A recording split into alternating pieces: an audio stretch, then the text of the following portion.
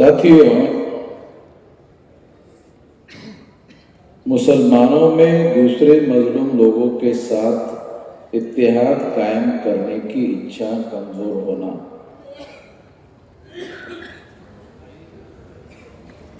जो देश में परिदृश्य है, वो परिदृश्य क्या है? तो परिदृश्य ये है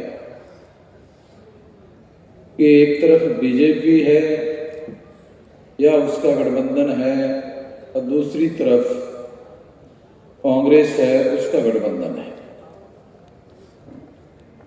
इसको मुस्लिम लोग एक को कम्युनल गठबंधन मानते हैं और एक को सेकुलर गठबंधन मानते हैं, जबकि हमारे दृष्टि से दोनों के दोनों ब्राह्मणवादी गठबंधन है और दोनों गठबंधनों में नेतृत्व ब्राह्मणों के नियंत्रण में है। दिखने में नरेंद्र मोदी बैकवर्ड का आदमी दिखाई देता है, मगर वो बैकवर्ड का नहीं है, तो ब्राह्मणों का प्रतिनिधित्व करता है और इसलिए करता है कि आरएसएस और बीजेपी के द्वारा वो रियल रिप्रेजेंटेटिव ना होकर नॉमिनेटेड रिप्रेजेंटेटिव है। क्योंकि वो नॉमिनेटेड रिप्रेजेंटेटिव है, इसलिए जिन लोगों का नॉमिनेटेड रिप्रेजेंटेटिव है, तो वो लोग अपने मकसद के लिए नरेंद्र मोदी को सामने किए हुए हैं। दूसरा है कांग्रेस गठबंधन। तो कांग्रेस को मुसलमानों की तरफ से हमेशा ही ये माना गया कि कांग्रेस एक सेकुलर गठबंधन है या कांग्रेस पार्टी सेकुलर है। तो हमारा ये मानना है कि कांग्रेस बीजेपी से ज्यादा खतरनाक ब्राह्मणवादी संगठन है। ये इसका आधार क्या है? इसका आधार ये है कि बीजेपी मुसलमानों के विरोध में खुल्लम खुल्ला स्टैंड लेती है, वो कोई छुपकर स्टैंड नहीं लेती। जब वो खुल्लम खुल्ला स्टैंड लेती है तो मुसलमान उससे सतर्क रहता है, अवेयर रहता है और उसके झांसे में नहीं आता है, नहीं फंसता है। तो ये फायदा है मुसलमानों का। और जो कांग्रेस है, वो कांग्रेस, जब कांग्रेस का भारत में राज आया, उसके पहले मुसलमानों का शासन प्रशासन में रिप्रेजेंटेशन 30% था। जो डाटा और आंकड़े अवेलेबल हैं उसके अनुसार जैसे ही कांग्रेस का राज आया, जिसे मुसलमान सेकुलर कहते हैं, तो मुसलमानों का रिप्रेजेंटेशन 2 या 3% से नीचे आ गया।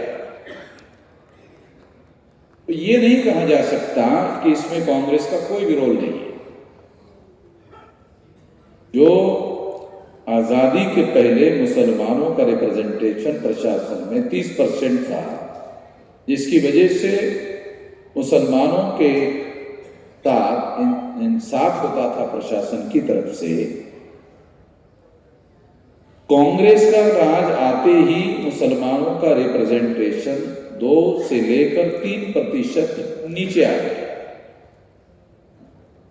और ये अपने आप हो गया। और इसमें कांग्रेस का बिल्कुल भी कोई रोल नहीं है, ऐसा बिल्कुल नहीं माना जा सकता। अगर इस बात का पैमाना माना जाए तो Congress is more danger than BJP. क्यों? क्योंकि वो सेकुलर है, ऐसा मुसलमान मानते हैं, मगर प्रैक्टिकल में वो सेकुलर नहीं है, व्यवहार में वो बहुत ज्यादा कम्युनल है। जिसे हम लोग ब्राह्मणवादी कहते हैं, उसे मीडिया के द्वारा कम्युनल कहा गया है, क्योंकि मीडिया में ब्राह्मण लोग हैं और मीडिया के लोगों ने बीजेपी को कम्युनल कहा है। ब्राह्मणवादी होने को मीडिया कम्युनल कहता है, हम उसे ब्राह्मणवादी कहते हैं। तो वो मीडिया उसको कम्युनल क्यों कहता है? क्योंकि वो ब्राह्मणवादी कह नहीं सकता, क्योंकि वो खुद ब्राह्मण है पत्रकार, उसको ब्राह्मणवादी कैसे कहेगा? वो अपने हिसाब से टर्मिनोलॉजी यूज की जाती है, बनाई जाती है। तो इसलिए ये जो परसेप्शन है, परसेप्शन मतलब नजरिया, देखने का नजरिया, इन समस्याओं के तरफ देखने का नजरिया, ये जो परसेप्शन है, देखने का नजरिया है, ये नजरिया मैं ऐसा मानता हूं मुस्लिम लोगों का नजरिया, पढ़े लिखे लोगों का नजरिया, मुसलमानों की लीडरशिप रखने वाले लोगों का नजरिया सही नहीं है, गलत नजरिया है। और इस नजरिए की वजह से क्या होता है कि वो लोग अभी बीजेपी का मुकाबला करना है तो हर चुनाव में और राज्य के लेवल पर भी और सेंट्रल के लेवल पर भी मुस्लिम लोग चुनाव में इस नजरियों को ध्यान में रखते हुए वोट करते रहते हैं। ये आमतौर पर ऐसा लगातार हो रहा है। होना क्या चाहिए? इस्लाम जो है मजलूमों के बारे में बहुत ज्यादा आग्रही है, वो मजलूमों का पक्षधर है। इस्लाम मजलूमों का पक्षपाती है। मजलूमों के साइड में कोई कुछ भी कहता रहे, मगर इस्लाम मजलूमों के समर्थन में है, उसकी विचारधारा मजलूमों के समर्थन में है। ये इस्लाम का हिस्टोरिकल रोल है सारी दुनिया में, और सारी दुनिया में जो इस्लाम फैल रहा है उसकी एक बड़ी वजह ये है, उसको मजलूम लोग स्वीकार करते हैं। दुनिया में मजलूमों की संख्या ज्यादा है, उसको स्वीकार करते हैं, इस वजह से, उसके पक्षधर होने की वजह से। अगर इस दृष्टिकोण को माना जाए, स्वीकार किया जाए कि इस्लाम का दृष्टिकोण मजलूमों के प्रति ज्यादा कट्टरता का है कि वो उसके समर्थन में है, इस दृष्टिकोण से मुसलमानों की लीडरशिप करने वाले जो मुस्लिम्स है, कायद है, लीडरशिप करने वाले, नेतृत्व करने वाले जो लोग हैं, उनको भारत में कौन मजलूम है इसको आइडेंटिफाई करना चाहिए। तो मेरा ऐसा मानना है कि क्या मुसलमानों के इंटेलिजेंसिया ने भारत में कौन मजलूम है इसको आइडेंटिफाई कर लिया?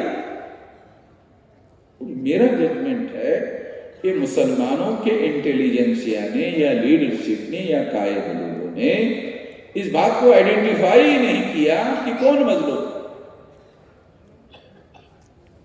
अगर कौन मजलूम है एक बार आइडेंटिफाई कर लिया जाए तो नफे नुकसान के बगैर उसका समर्थन करना चाहिए।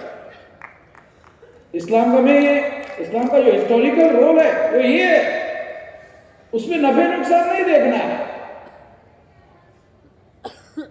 कि नफे नुकसान देखने से फिर कुर्बानी नहीं होगी, और कुर्बानी नहीं होगी तो फिर इस्लाम का जो स्टैंड है हिस्टोरिकल, उसके लिए तो दुनिया में बहुत खून खराबा जो है मुसलमानों ने स्वीकार किया इस 50 साल के लिए। ये हिस्टोरिकल बातें हैं, मगर भारत के संदर्भ में ये होता हुआ दिखाई नहीं दे रहा है। तो इसकी क्या वजह हो सकती है? तो हो सकता है कि भारत के अंदर जब मुसलमानों का राज रहा उस समय अपर लेयर स्टाटा ब्राह्मण और तत्सम ऊंचे जाति के लोगों से हो सकता है जो लोग मुसलमान हुए